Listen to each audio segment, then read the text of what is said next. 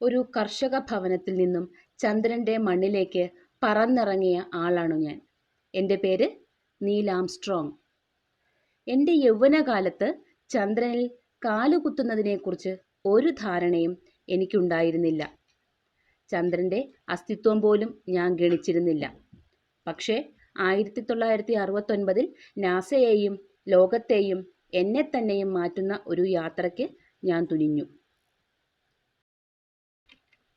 ഒഗ്ലൈസി സ്റ്റേറ്റിലെ ഓഹിയോവിലെ വാപ്പേക്കാനിതയിൽ മുത്തശ്ശൻ്റെ കാർഷിക ഭവനത്തിലാണ് ഞാൻ ജനിച്ചത്.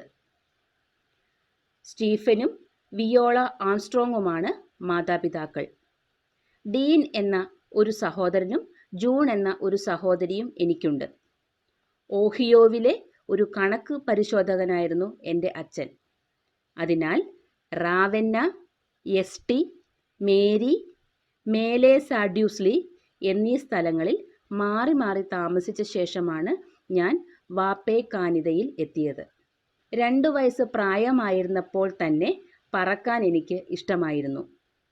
15 വയസ്സായപ്പോൾ വിമാനത്താവളത്തിൽ ചെന്ന് വ്യോമയാന പാഠങ്ങൾ മനസ്സിലാക്കുവാൻ തുടങ്ങി.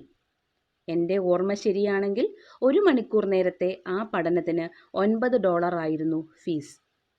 അത് സമ്പാദിക്കാൻ നഗരത്തിലും വിമാനത്താവളത്തിലും ഞാൻ പല ജോലിയും ചെയ്തു. 16-ാം വയസ്സിൽ എനിക്ക് പൈലറ്റ് ലൈസൻസ് ലഭിച്ചു. ഡ്രൈവ് ചെയ്യുന്നതിലും നന്നായി എനിക്ക് വിമാനം പറപ്പിക്കാൻ കഴിയുമായിരുന്നു. 1947 ബ്ലൂമി ഹൈസ്കൂളിൽ നിന്ന് ഞാൻ ബിരുദം സമ്പാദിച്ചു. വൈകാതെ അമേരിക്കൻ നേവിയുടെ സ്കോളർഷിപ്പിന് ഞാൻ അർഹനായി. തുടർന്ന് ഞാൻ വ്യോമയാന എഞ്ചിനീയറിംഗിന് പ്രുഡ്യൂ സർവകലാശാലയിൽ ചേർന്നു. 1949 ഞാൻ നേവി പൈലറ്റായി ചുമതലയേറ്റു. ഫ്ലോറിഡയിലെ പെൻസാകോള നാവിക വിമാനത്താവളത്തിൽ വെച്ച് ഞാൻ പൈലറ്റ് വിങ്സ് നേടി. 20-ാം വയസ്സിൽ എൻ്റെ സ്ക്വാഡ്രയിലെ ഏറ്റവും പ്രായക്കുറവുള്ള പൈലറ്റ് എന്ന നിലയ്ക്കാണ് ഒരു നേവി പാന്തർ ജെറ്റിൽ കൊറിയയിലേക്ക് പോയത്.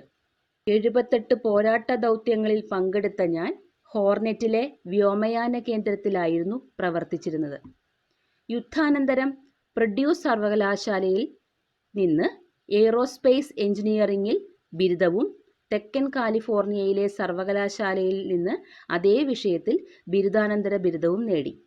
1955 നാസയുടെ ലീവിസ് ഗവേഷണ കേന്ദ്രത്തിൽ ചേർന്ന ഞാൻ പിന്നീട് എയ്റോനോട്ടിക്കൽ റിസർച്ച് പൈലറ്റ് എന്ന നിലയ്ക്ക് കാലിഫോർണിയയിലെ എഡ്വാർഡ് എയർഫോഴ്സ് ആസ്ഥാനത്തെ നാസയുടെ ഹൈ സ്പീഡ് ഫ്ലൈറ്റ് സ്റ്റേഷനിലേക്ക് സ്ഥലം മാറ്റപ്പെട്ടു.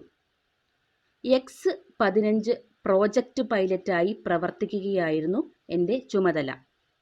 X-20 ഡൈനാസോർ പരീക്ഷിച്ചതാണ് എൻ്റെ ഭാവിക്ക് അമൂല്യ നേട്ടമായി തീർന്നത്.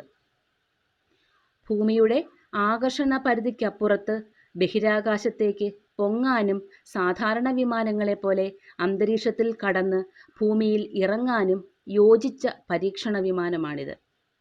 ഒടുവിൽ ഞാൻ ബഹിരാകാശ യാത്രികനാവാൻ നിശ്ചയിക്കുകയും അതിൻ്റെ പരിശീലനത്തിനും തിരഞ്ഞെടുപ്പിനുമായി അപേക്ഷിക്കുകയും ചെയ്തു. 1962 നാസ എന്നെ ബഹിരാകാശ യാത്രികനായി അംഗീകരിച്ചു. 2 സിവിലിയൻ ബഹിരാകാശ യാത്രികരിൽ ഒരാളായിരുന്നു ഞാൻ. ഗ്രൂപ്പ് 2-ൽപ്പെട്ട 9 ബഹിരാകാശ യാത്രികരിൽ ഒരാളായും ഞാൻ തിരഞ്ഞെടുക്കപ്പെട്ടു. പരിശീലനത്തിനായി ഞാൻ നാസയുടെ മനുഷ്യരെ ഉപയോഗപ്പെടുത്തിയുള്ള ബഹിരാകാശ കേന്ദ്രം സ്ഥിതി ചെയ്യുന്ന ഹൂസ്റ്റണിനടുത്ത ടെക്സാസിലെ എൽ ലാഗോ എന്ന സ്ഥലത്തേക്ക് പോയി. 1966 മാർച്ച് 16 ഡേവിഡ് സ്കോട്ടിനോടൊപ്പം ജെമിനി 8 എന്ന ബഹിരാകാശ പേടകത്തിൻ്റെ കമാൻഡ് പൈലറ്റ് എന്ന നിലയ്ക്ക് ഞാൻ എൻ്റെ ആദ്യത്തെ ബഹിരാകാശ ദൗത്യം നടത്തി. ബഹിരാകാശ ടോക്കിംഗ് നടത്തലായിരുന്നു ഈ ദൗത്യത്തിൻ്റെ ഉദ്ദേശം. ഭ്രമണപഥത്തിലുണ്ടായിരുന്ന അജിന വ്യോമപേടകവുമായി ജെമിനി വ്യോമപേടകത്തെ ഞാൻ ബന്ധിപ്പിച്ചു. ഉദ്യമം നല്ല നിലയ്ക്ക് നടന്നുവെങ്കിലും ഭ്രമണം ചെയ്യുന്ന പേടകങ്ങൾ തത്തിക്കളിക്കാനും വല്ലാതെ തിരിയാനും തുടങ്ങി. ജെമിനി വേർപെടുത്തി അതിൻ്റെ നിയന്ത്രണം ഏറ്റെടുക്കുവാൻ എനിക്ക് കഴിഞ്ഞു. ഏതായാലും ശാന്തസമുദ്രത്തിൽ ഞങ്ങൾക്ക് അടിയന്തരമായി ഇറങ്ങേണ്ടി വന്നു. 1969 ജൂലൈ 16 ഞാൻ ചന്ദ്രനിലേക്ക് യാത്ര തിരിച്ചു.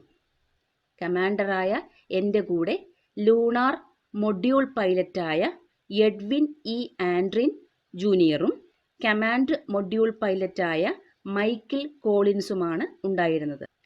അപ്പോളോ 2 എന്ന ബഹിരാകാശ പേടകത്തിൻ്റെ കമാൻഡർ എന്ന നിലയ്ക്ക് എനിക്ക് സുരക്ഷിതമായി ചന്ദ്രൻ്റെ ഉപരിതലത്തിൽ ഇറങ്ങാൻ കഴിഞ്ഞു. ചന്ദ്രനിൽ നടന്ന ആദ്യത്തെ മനുഷ്യൻ എന്ന നിലയ്ക്ക് ഞാൻ 1969 ജൂലൈ 20 രാത്രി 10:56 പ്രശാന്തമായ ആ കടലിൽ കാലുകുത്തി. അത് ഒരു മനുഷ്യൻ്റെ ഒരു ചെറിയ കാൽവെപ്പാണെങ്കിലും മാനവരാശിക്കു വേണ്ടിയുള്ള വൻ കുതിപ്പാണ് എന്നതായിരുന്നു എൻ്റെ പ്രസിദ്ധമായ പ്രസ്താവന. ഈ പ്രസ്താവന മുൻകൂട്ടി തയ്യാറാക്കപ്പെട്ടതോ ആ നിമിഷത്തെ പ്രചോദനത്താൽ സൃഷ്ടിക്കപ്പെട്ടതോ എന്നതു സംബന്ധിച്ച ഒരു തർക്കമുണ്ടായിരുന്നു. രണ്ടും അല്പം ചേർന്നതായിരുന്നു. ചരിത്ര പ്രാധാന്യമുള്ള വല്ലതും പറയണമെന്ന് ഞാൻ നേരത്തെ നിശ്ചയിച്ചിരുന്നു. പക്ഷേ എന്താണ് പറയേണ്ടതെന്ന് തീരുമാനിച്ചിരുന്നില്ല. ആ വാക്കുകൾ എൻ്റെ ഉള്ളിൽ നിന്ന് പുറപ്പെടുകയായിരുന്നു. 1969 ജൂലൈ 20 എൻ്റെ ക്രൂവും ഞാനും 2 മണിക്കൂറും 10 മിനിറ്റും പേടകത്തിന് പുറത്ത് ചെലവഴിച്ചുകൊണ്ട് ചന്ദ്രൻ്റെ ഉപരിതലത്തിൽ നിന്ന് സാമ്പിളുകൾ ശേഖരിക്കുകയും അവിടെ പരീക്ഷണങ്ങൾ നടത്തുകയും ചില ഫോട്ടോകൾ എടുക്കുകയും ചെയ്തു. അതിനെല്ലാം ശേഷം ഭ്രമണപഥത്തിലെ കമാൻഡ് മൊഡ്യൂളായിരുന്ന മൊഡ്യൂൾ പൈലറ്റ് മൈക്കിൾ കോളിൻസിനെ ഞാൻ ബന്ധപ്പെട്ടു. 1969 ജൂലൈ 24 ശാന്തസമുദ്രത്തിൽ വന്നിറങ്ങിയ ഞങ്ങളെ USS ഹോർനെറ്റ് പൊക്കിയെടുത്തു. തികച്ചും അവിസ്മരണീയമായിരുന്നു എൻ്റെ ആ ചാന്ദ്രയാത്ര.